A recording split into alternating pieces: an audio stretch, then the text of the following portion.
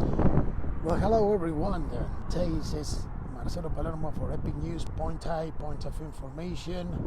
Here again from a very similar platform, getting back with you because it is of the obvious that there's no much to say extra from what you see in the media, and I'm talking about the numbers, not the opinions of the pundits, right?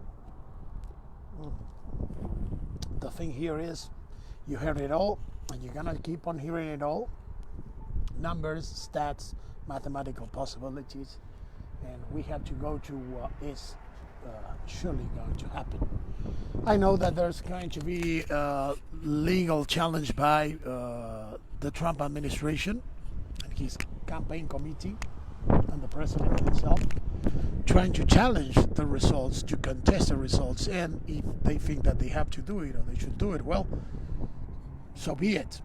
But going straight to the results, it looks a little bit, not a little bit, it looks quite complicated for the president to turn things around and not to lose the presidency. I mean, not to lose the chances of a second term. Now, that said,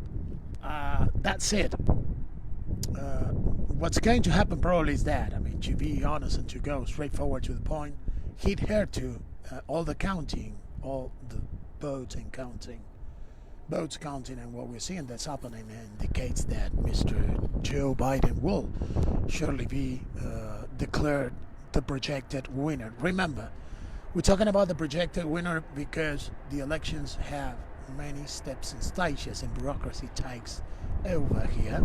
So what is most likely to happen is that he will be declared the projected winner. Probably not tonight. Who knows if tomorrow? Maybe tonight.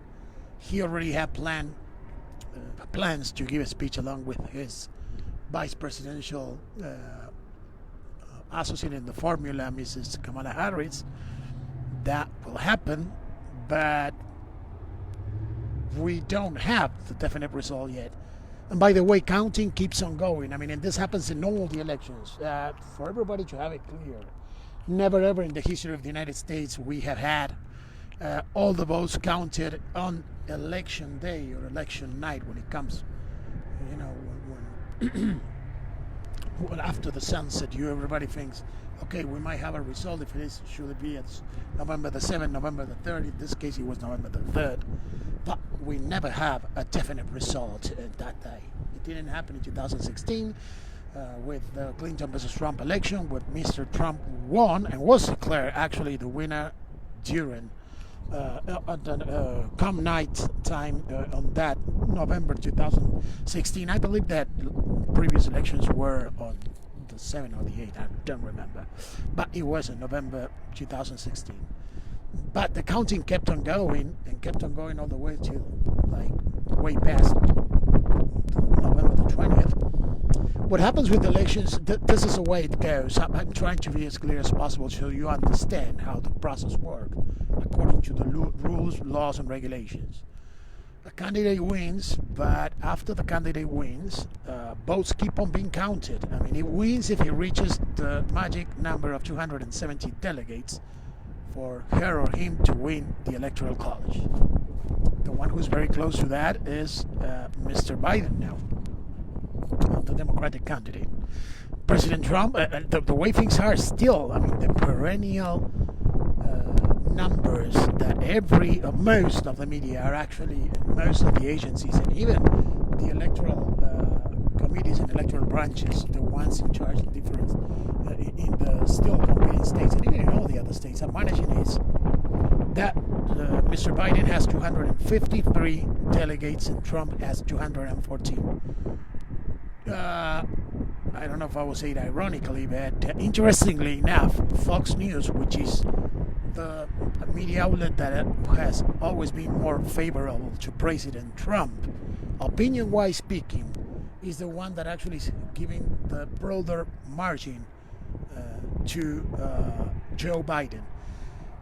In the case of Fox News, they're already talking about 264 electoral votes for Biden, and not 214, but 213 for President Trump. I think that now they have it at 214. That they were playing with those numbers a little. So what's happening is that because we had a very complicated situation with the COVID-19 pandemic that we're going through, and lots of people going to vote, actually voting via mail, ballots arriving and probably late once they were sent, which means a person who voted a month ago and sent his ballot via mail probably got his ballot arriving, I don't know, yesterday or the very day of the election, or late after 7 p.m.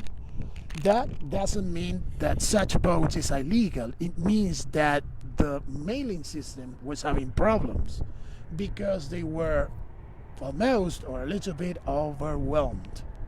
Now, Mr. DeJohn, who is the person in charge of the United States Postal Service now, is a man who is close to President Trump. He is the one directing everything. In other words, he is the main officer in the United States Postal Service right now, or as they call it here, the headmaster, general headmaster of the general postmaster of the United States Postal Service.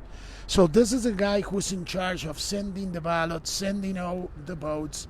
He was questioned by the Senate, by both actually, the House of Representatives and the Senate, like I think it was a month ago, and he was assuring and reassuring that there won't be problems with mailing ballots and with the whole system working. So that's another thing that has to be taken under consideration. It is a man of Trump's trust, of the President Donald Trump's circle, the one who is actually managing and supervising the United States Postal Services, the Postal Service all over the country. So this is a person who is responsible technically for any ballots arriving late, which again does not mean that such ballots are illegal, because those votes were sent, that such votes are illegal. They're not, because they were sent before or during the electoral day, before or during November the 3rd, just a couple of days ago, last Tuesday, 2020. So being that clarified, there's another thing. I see lots of people sending videos of concerned citizens that are very worried about things that they saw of the electoral structure and scheduling for sending mailing ballots to different addresses and people that they say are people that have been dead for several years, or others that are undocumented, and they think or believe that people without any ID or undocumented immigrants actually voted, or that dead people voted. Of course, not dead people, but somebody who's dead. I mean, posing as somebody who's no longer among us, no longer walking this earth. But there's these things always happen. Let me make this, because we had to put so many things together, as clear as possible. Let's say you are in election time, and there's usually people that have been requesting ballots for decades, during many elections, and that person passes away. Somehow, because of the system sometimes not being updated, I mean, they have the updates and everything, but that person or the family of that person receives the ballots. They receive all the papers for the person to fill them up and send them via mail as a vote, and as if the person will vote. I mean, as if the person will vote. Well, what happened is that despite, let's say you live in a household and you're like 5, and the 5th person is an elder, and that person dies, passes away. From here to 4 years, you might have been requesting ballots to vote by mail. So you're going to receive 5 ballots, because the 5 of you want to vote or want to vote by mail. And one of the ballots will be the one of that person who passed away.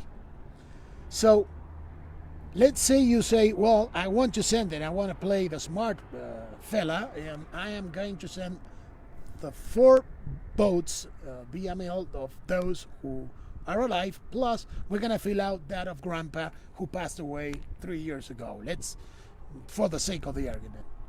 What's going to happen is that once that vote is checked, there is in the system structure that indicates that the person is deceased. That is, that such person no longer exists. He died. So that vote, it's not valid, will not be counted again. Because I have seen many videos of some concerned regular citizens who have apparently discovered that people who were like 102 years old or that who passed away 20 years ago or something like that. I see one video like that, and that's that person actually received a ballot. He received all the papers to fill them out and to send his vote via mail. And again, I tell you that you can do if you want, but that will be a fraud. And eventually, when that vote arrives to the polling system, it's thrown away. It's actually scratched out. It doesn't work. It will not be counted. Of course, it will be better if everybody will be decent and will not commit such travesty, right? Which I think it will be, to send the vote or fill out a form to vote passing as somebody who has died several years ago or even recently. So that is when you have to understand that such vote will not be taken as an official vote, as legal vote. That vote will be literally thrown away. It will be discarded, it will be dismissed, and it will not work. The only votes that work are those of people who currently keep on having the same domicile or address, who has the same ID, who are alive and who are registered, officially registered to vote. That is another reason why, if you have a fake ID, if you're not a citizen, you can even be a resident, legal resident, but if you're not a citizen of the United States of America, you cannot vote. Now, I am being informed that Biden is about to speak, or he might be speaking right now. So what I'm going to do is I'm going to try to speed up my comment. Okay, here we go to what is Trump's potential political future. The actual president might lose this election and he might be a one-term president, but according to the constitutional law, he has a chance and nobody can actually put him to run again, and if he wins the primary, go for his other term, which might happen, who knows, if the political base that he has created and helped grow stays and stands behind him. So this is what I think it will be Trump's political future. Let's say the victory is announced now, which might happen very soon again.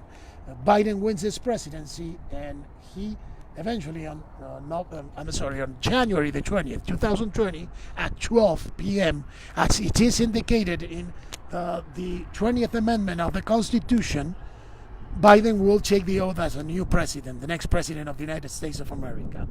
Trump now is 74 years old, Biden is 78. In 4 years, Trump is going to be 78.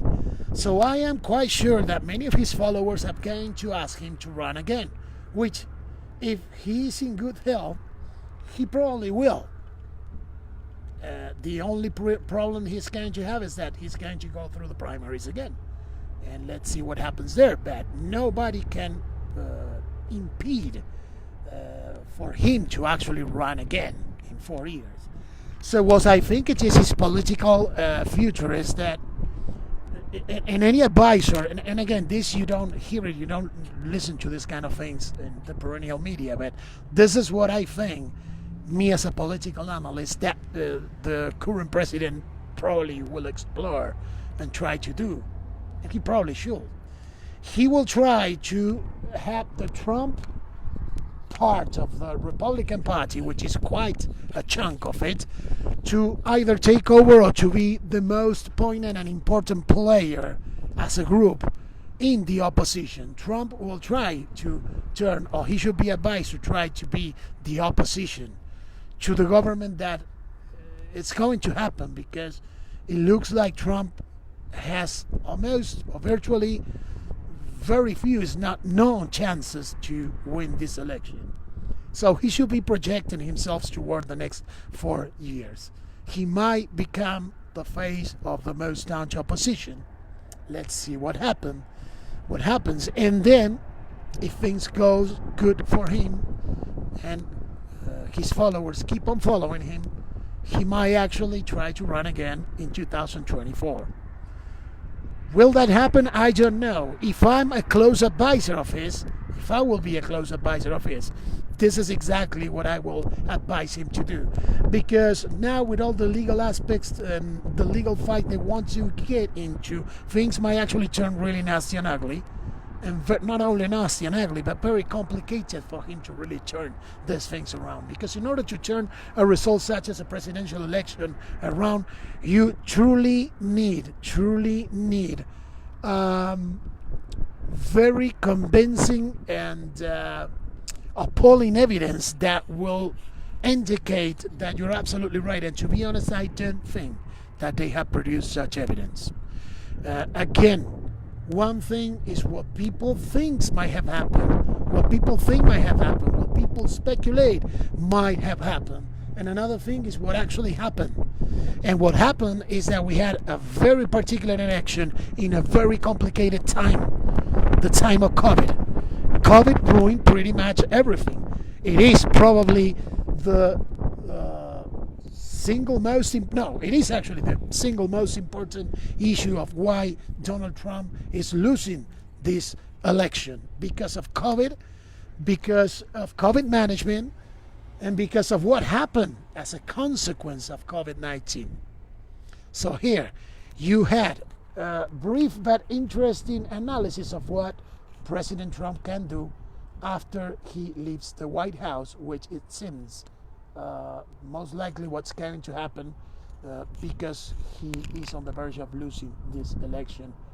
And if so, Biden unavoidably and unequivocally will become the next president of the United States of America. Let me switch to Spanish so I can give you a brief explanation of this in Spanish too for all my Castilian Spanish speakers audience. I'm sorry.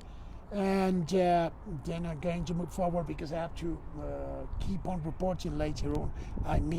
I might be live again via Facebook, so I can some things happen the way things are happening in real time. Bueno, hola a todos, mi nombre es Marcelo Palermo para Epic News y el punto I, punto informativo. Como decía, está, creo ya hablando Biden, así que voy a ser breve. Ya se sabe lo que está pasando con las elecciones, se sabe que matemáticamente es casi imposible para Trump dar vuelta a estas elecciones, que Biden es muy probable que termine ya siendo declarado el presidente ganador en breves o mañana o pasado, pero las matemáticas parece que no le dan a Trump. Si Biden ya gana Pensilvania, ya tiene los 20 delegados electorales para ganar esta elección. En breve es otra cosa. Bueno, mucha gente me ha hablado y algunos me han dado videos indicando, preguntando por ciudadanos, me han hablado y me han mandado videos de ciudadanos comunes que han hablado y preguntado por lo que podría haber sido fraude o algunas cuestiones que podrían haber pasado, irregularidades en las elecciones, pero a eso tengo que contestar que siempre pasan, siempre surgen esas dudas. Ahora quizás porque es un tipo muy particular y la gente está muy sensible por el tema del COVID, surgió aún más esto, y porque Trump creó un poco esa atmósfera de que si no ganaba él había fraude, que un poquito lo hizo en el 2016, pero ahí le salió el tiro al revés porque ganó. Y ganó por el colegio electoral, que era lo que él decía que no iba a funcionar, y finalmente funcionó para él. Ahora es evidente que va perdiendo. ¿Qué sucede? Me mandaron un video particular en donde un ciudadano preocupado por lo que está pasando, según decía él que era, a concerned citizen, ordinary citizen, that's how he introduced himself. O sea, lo estoy diciendo en inglés para recordar bien. ciudadano ordinario y común que estaba preocupado por las cosas, así dijo él, dice que revisó un padrón electoral en Pensilvania, en el estado de Pensilvania, en donde salía un votante que tenía 102 años y que se había muerto hace 20 años. Bueno, les voy a contar qué pasa y se los voy a hacer como lo hice en inglés, con un ejemplo simple, para que vean de qué se trata. Entiendo algo de esto. Hace 25 años que analizo elecciones, eventos políticos, estadísticas, matemáticas relacionadas a todo lo que tiene que ver con circunstancias de conflicto internacional, elecciones, plebiscitos, etc. Bueno, lo que pasa es que vamos a poner que usted vive en una casa con 5 personas y que de esas 5 personas todos se registraron para votar por correo ya hace un tiempo. Ahora muere la persona más grande de esa casa, que es una persona muy mayor, y en 4 años le llega a usted los ballots, las boletas electorales, los ballots, le llega a usted 5 para que llenen, una para cada uno, también la del abuelito. Y vamos a ser maliciosos, esa familia dicen queremos que gane el candidato que queremos que gane, vamos a mandar también el voto del abuelo, aunque se haya muerto hace, no sé, 3, 4 años. Y lo hacen. Pero cuando mandan ese voto, debido al sistema, el sistema ya tiene registrado que el abuelito se murió. Sí, eso es un intento de fraude, lo cual no quiere decir que vaya a pasar. Cuando ven el nombre del abuelito y ven que ya se murió, que ya falleció, ese voto se tira a la basura, no cuenta, no vale. ¿Me entiende? No hay forma de que lo pasen por el sistema. Lo mismo cuando hablan sin fundamento de que están votando o indican que han votado ciudadanos sin documentos o papeles o personas que no están registradas. Esto es muy sencillo. Si usted no se registró para votar, no puede votar. Si usted no tiene papeles, no puede votar porque no se puede registrar. Si usted es residente legal y quiere votar aunque tenga un ID, no lo puede hacer porque usted es residente legal. Cuando se pasa su información, se le indica que usted no es ciudadano y no puede votar. Ahí está el tema. Ahora, si hay evidencia de que esto pasó, y ahí vamos a la parte de Trump, la campaña de Trump pues la tiene que presentar. Dudo que tengan una evidencia tan contundente como para decir aquí hubo fraude totalmente, vamos a mostrar estos documentos y a ver lo que pasó y a disputar la elección. De nuevo, el presidente dijo la otra vez, que fue hace 2 días, que él tenía evidencia contundente de que las elecciones eran un fraude. Muy bien, si eso es así, señor presidente, tiene que hacer 2 cosas.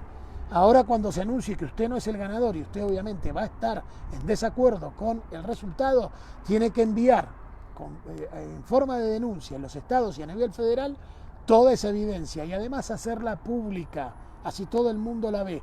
Pero cuidado, le advierto, la evidencia tiene que ser contundente, es decir, no puede ser una evidencia indicando como lo que hacen estos ciudadanos preocupados. A mí me parece que hay fraude. No es así, no es un me dijeron, que le dijeron y que te contaron y que me digan. Esto tiene que ser contundente, legalmente bien preparado. Ahora, ¿qué pasa? Tengamos en cuenta que el que maneja todo el sistema de correos en este momento de los Estados Unidos de América es una persona allegada al presidente Trump. Él lo puso en su posición. Es lo que se dice el Grand Master General, Postmaster General, que es el señor DeJohn, que hace 1 mes y tanto contestó preguntas en la Cámara de Representantes y en el Senado. Entonces, si él estaba a cargo de eso y dijo que no iban a haber problemas, ahora vemos que los problemas vienen con el correo, entonces ¿a quién se tiene que cuestionar? Porque este señor DeJohn fue apuntado o llevado o designado para manejar los destinos del correo por parte del presidente Trump. Es un hombre de confianza del presidente Trump, este señor DeJohn. Ese es su nombre, su apellido, perdón. Entonces, en todo caso, si hay una denuncia, él va a tener que responder también, un hombre del presidente. ¿Qué pasó? Bueno, dejemos todo esto de lado, porque usted ya todo esto lo está viendo en los medios. Ahora le voy a decir algo que no le están comentando casi ningún periodista o ningún medio en general. Y hablemos de Donald Trump y su futuro político. ¿Cuál es este? Digamos que pierde, digamos que no toma acciones legales o que toma, porque seguro lo van a hacer, pero que esas acciones legales no proceden y Biden el 20 de enero del año 2021, como lo indica el artículo, la enmienda número 20 de la Constitución estadounidense, exactamente a las 12 del mediodía del día 20 de enero del 2021, el señor Biden toma juramento como el nuevo presidente de los Estados Unidos. ¿Qué debería hacer Trump o qué le diría yo que haga si fuera su asesor y conociendo de política, le diría, bueno, mire, acá tiene usted una gran alternativa. Primero, usted no fue electo para un segundo término, por lo cual ese segundo término puede ser postergado y usted puede correr para presidente de nuevo en el año 2024. Biden tiene 78 años ahora, Trump tiene 74, 4 años menos.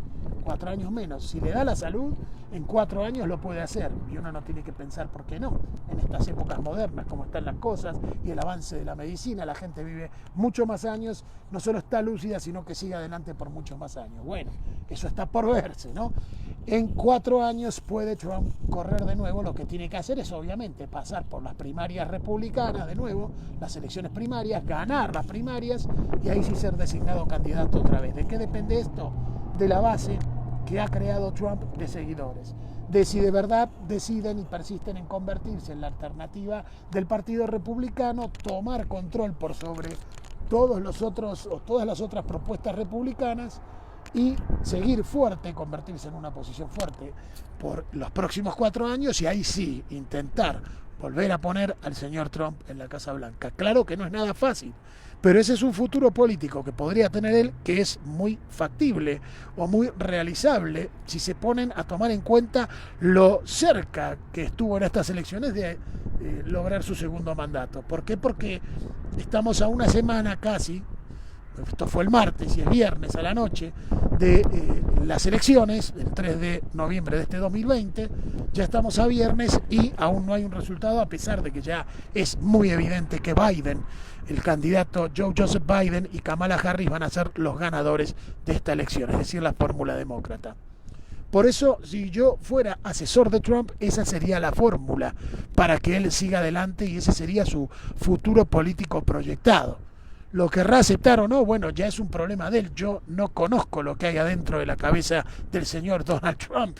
Eso ya va a ser una cuestión de él y de que lo acepte y de sus seguidores y de si su base continúa apoyándolo. Ahí está el problema. O perdón, ahí está la incógnita.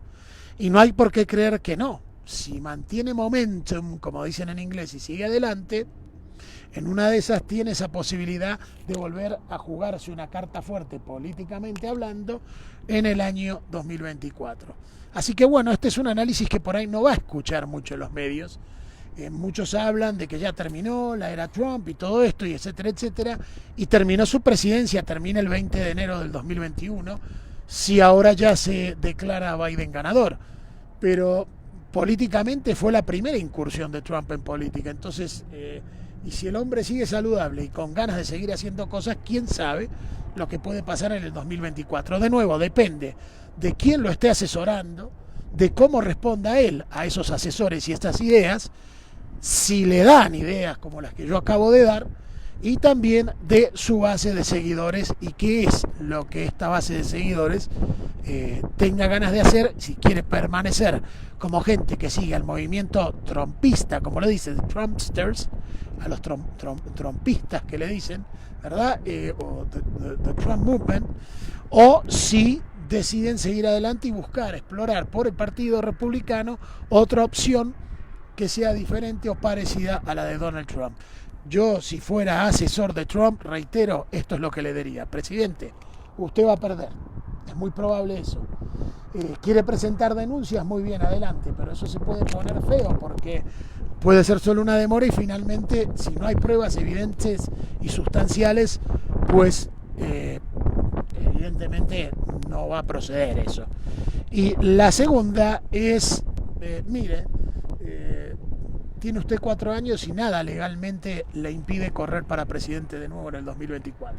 Trate de hacerlo. Si gana las primarias, pues tiene otra chance. Si tiene el grupo de seguidores que tiene, y hay otra gente que se convence de que así es la opción. En 4 años puede pasar eso, como pasó en el 2016, porque 4 años ya va a haber pasado un gobierno de Biden. Depende de cómo le vaya o no, y bueno, Trump puede jugar sus cartas para ver su futuro político ahí. Eso es lo que debería de hacer. Otra opción, muchas otras opciones políticas no tiene, porque de nuevo, matemáticamente ya los números casi imposible que le den. Que pueda haber un milagro, sí, pero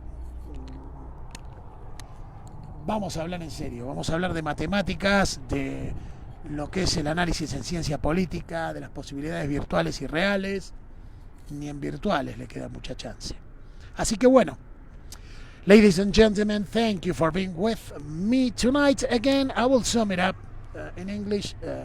Political future of President Trump is, if he has political advisors advising him well, to try to become the face of the opposition during the next 4 years and try to run in the Republican primaries in 2024. He's 74 years old now. In 2024, he's going to be 78, the age that Mr. Biden is right now, who is going to most likely be declared the winner of this 2020 presidential elections.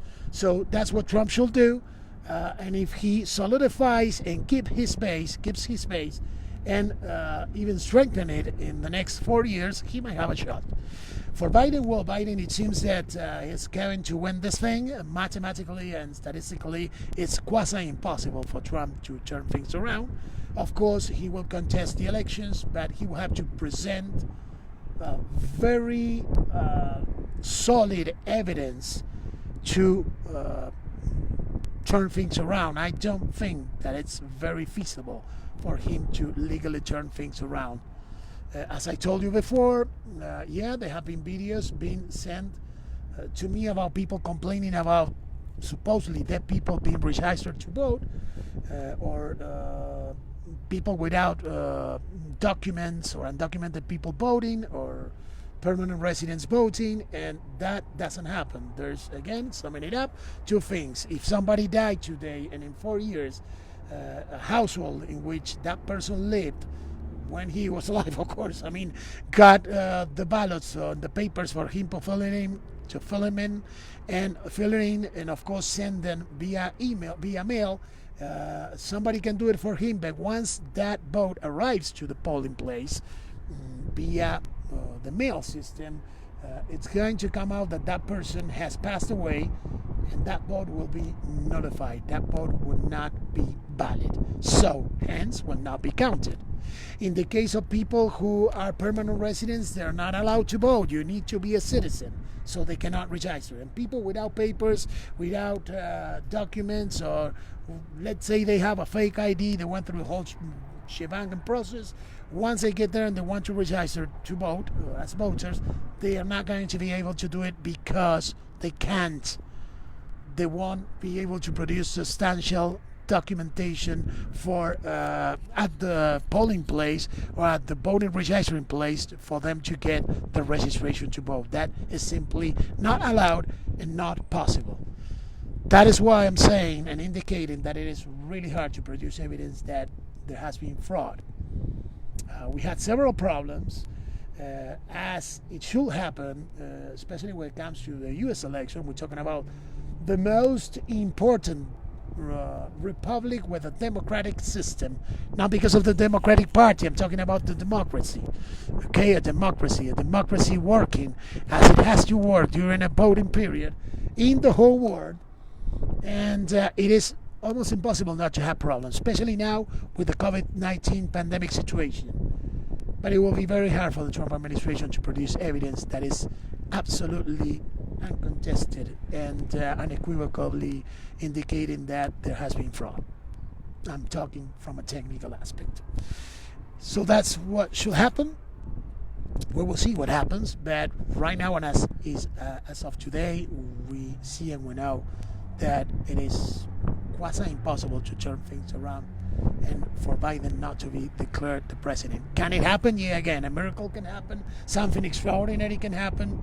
That's always the case until you got the announcement. And once the winner is announced, what happens is that in December the 8th, I think it is, he's ratified after the whole shenanigan and the bureaucracy, the whole shebang and the bureaucracy gets through and the process gets through. That person is officially declared the winner, and eventually in January 20th at 12 p.m. at noon, as the Article 20th of the Constitution, the U.S. Constitution indicates, he's sworn in as a new president. Well, everybody, thank you very much. This is Marcelo Palermo. You have a blessed night for Epic News and point of information. Thank you for being with us, with me. Gracias a todos, para Marcelo Palermo, para Punto I, Punto Informativo y Epic News. Gracias por estar conmigo y que tengan una muy buena noche. Todos tranquilos, la vida sigue. Adelante.